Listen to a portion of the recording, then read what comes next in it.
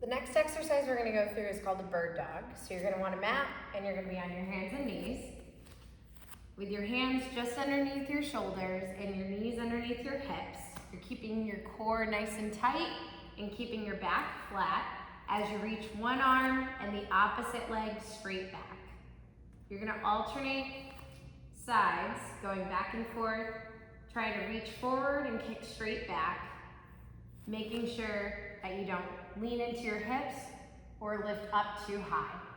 The goal here is to keep your core and your back engaged, keeping everything nice and stable.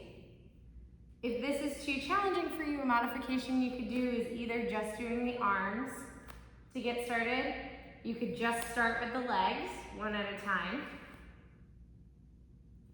Or you could still do opposite arm and leg, but keeping your toes down on the mat for an extra point of contact. And that's the bird dog.